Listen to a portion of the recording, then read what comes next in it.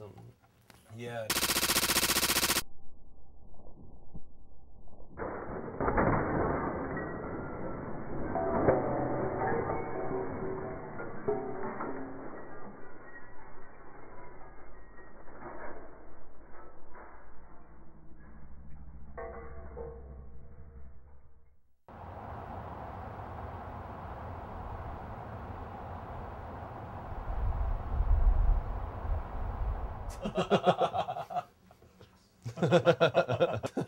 Because Mike and I live together, so. For me, I wake up pretty early. So I'm up for a good 4 or 5 hours before this guy fucking crawls out of bed. And from there, it's just us sitting on the couch, talking to each other on AIM from across the room, drinking coffee for about 4 hours, trying to wake up. And then maybe, you know, walk into the studio. And Nah, he's just saying that because there's a camera here. We don't do anything like that. AJ does all the tunes. we just sit around. And I come over drink here to coffee. their studio while they sit on the couch. We write down ideas on AIM Send and them to send them to AJ. AJ in this room from over in the other room. And he makes songs and we put our names on it. When the internet's out, I just get a stack of index cards with like all the ideas on them. Send Put like carrier multicolored post-it notes and just make a sequencer on the wall with different colors, bass, re-stab. pigeons, draw little waveforms. That's how it goes down. Lifted sort of started out just sort of as a label Chris was doing. He quit working at Barcode and Hardware and was looking to start something new, I guess. And the way he described like how he was starting up the label and the vibes going into it just seemed like a good thing. And we liked all the people who we were working with. So you know. Chris is always, like, you know, I mean, when we first were trying to get our tunes to labels, Chris was really supportive of us, and he, you know, he did a lot for us when we were first starting out. So, you know, I mean, it wasn't so much like we were leaving Hardware or anything. It was just, you know, a new label starting up, and we wanted to be part of something a little more exclusive. And, you know, E1, Spore, and at the time it was Unknown Air, now it's Apex. But I mean, those are 3 people that I mean, that, you know, most of my DJ sets I know are pretty much filled with just their tunes and ours. And so, I mean, it really feels like we're part of something really solid.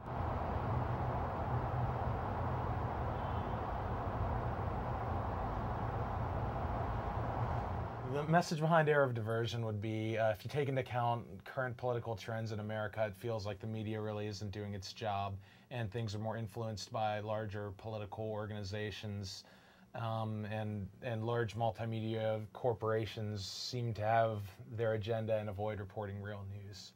Just keeping people kind of numb to what surrounds them. Exactly. And that's, you know, the tagline we came up with was, "We are living in an era of diversion," which I think kind of sums up what we mean with it.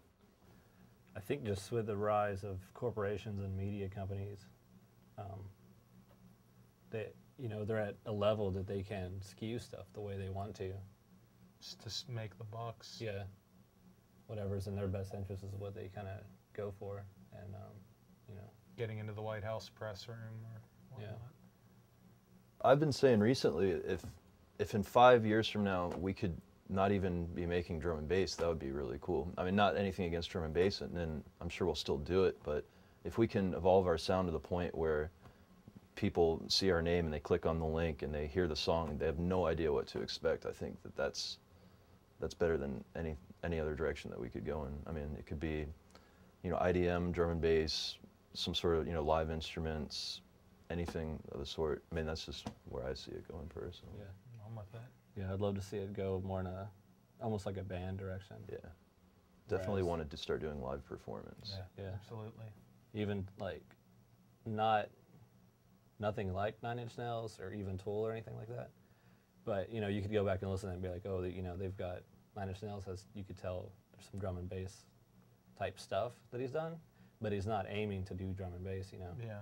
So just kind of like we make what we want to, no matter what the tempo, no matter what drums or type of bass line we want to use.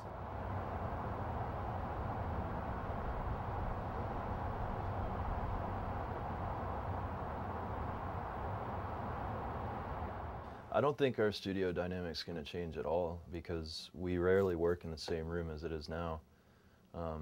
But I don't know if I have any computer problems or anything. I can just write my ideas down on a little piece of paper and send it to Mike. And then I get it in the mail and then start writing down my ideas and then mail it over to AJ. Yeah. And then he emails it back to me.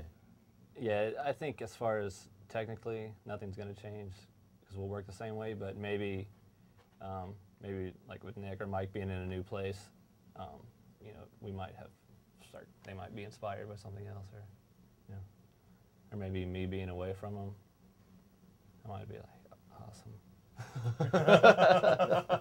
Can get some shit done now. Nah, but we've always worked separately, different studios, so. Evil Intent started with us living separately. Yeah, exactly. Like, and we were like that for at least 2 years. Well, longer than that before Mike moved here. We did way more tunes then, too. I mean, Yeah. Wow. But rest assured, no, we're not breaking up. We're moving forward, and if anything, we'll have more connections and, you know, we'll have more peace of mind to just do what we need to do to make it happen. I mean, we don't put any pressure on ourselves anymore, and we just write whatever we want to write. And if we're not feeling creative for a certain amount of time, then we won't write a tune for that certain amount of time. And that's how it is here, and it'll be the same out there. It's just whatever happens creatively, we just go with it. And being in separate places, like we said earlier, it makes no difference as far as the actual production that's going to be coming out of the studio. I mean, yeah, we do a lot of production in Reason, and I mean, that software, I mean, not to sound like an advertisement or anything, but it's very good for collaborating because everything is self-contained. You don't have to sit there and just go clicking through a plugin list and being like, yeah, do you have this? Do you have this? Do you have this? And then also, I mean, if you work cross-platform, I mean, me and Nick tend to use Macs a fair bit, and AJ's a PC guy, and Reason is one of the few software packages where everything will just work, you know, from when you send the tune to the next person, provided you have all the correct files. And yeah, so I mean, even like within other software packages, we found ways to collaborate. Like, I think like AJ sent me a MIDI file that he did in Cubase and audio files, and then I managed to load it up into Logic, and using another sampler application, you know, it just loaded everything automatically. So I mean, there's still just plenty of ways to keep working, and yeah, I mean, I think like we've kind of evolved, you know, computer-wise and technology-wise to where you can do it pretty efficiently.